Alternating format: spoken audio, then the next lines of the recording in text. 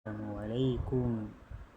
উপস্থিত সবাই, মুরব্বিয়ানে কেরাম, যুবক ভাইয়েরা, প্রত্যেককে আমার অন্তর থেকে আন্তরিক মোবারকবাদ জানাই।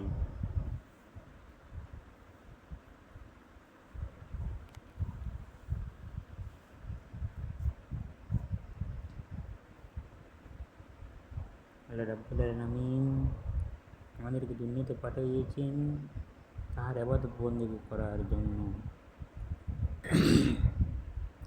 যে আল্লাহ রাব্বুল আলামিন আসমান জমিন সৃষ্টি করেছেন,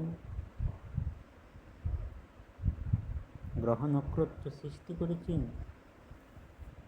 সবই মানুষের কল্যাণের জন্য, মানুষের উপকারের জন্য।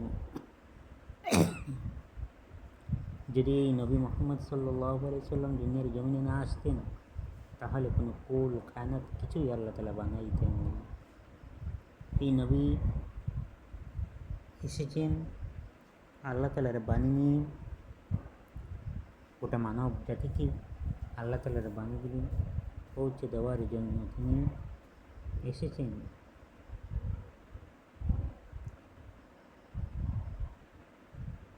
তিনি দাওয়াত দিলেন বিশ্ববাসী সকলকে, বলো লা ইলাহা ইল্লাল্লাহ, এক আল্লাহ ছাড়া আর কোনো মাবুদ নাই।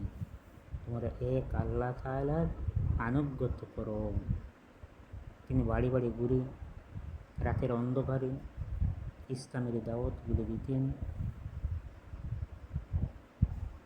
তিনি ওনার দাওয়াত শুনে হাজার হাজার মানুষ কলিমা গ্রহণ করে ইসলামের ছায়ার তলে এসে গেল। যখন খাদিজা রাদিয়াল্লাহু আনহাকে দাওয়াত দিলেন, তখন খাদিজা রাদিয়াল্লাহু আনহা ওনার দাওয়াত পেয়ে কলিমা গ্রহণ করলেন, ইসলামের ছায়ার তলে এসে গেলেন।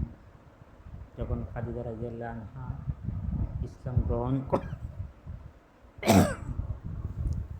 গ্রহণ করার পরে রাসূল সাল্লাল্লাহু আলাইহি সাল্লাম মক্কার জমিনে দিনের কাজ করা ওনার জন্য আরেকটু সহজ হয়ে গেল। কারণ খাদিজা রাদিয়াল্লাহু আনহার আত্মীয় স্বজন, উচ্চ বংশের পরিবারের মানুষ তিনি। ওনার মক্কা নগরীর মধ্যে ওনার আত্মীয় স্বজন পরিবারের একটা প্রভাব ছিল। সেই কারণে মুহাম্মদ সাল্লাল্লাহু আলাইহি সাল্লামের দিনের কাজ করা সেখানে আরও সহজ হয়ে গেল। এইভাবে করে করে তিনি রাতের অন্ধকারে দিনের কাজ করলেন।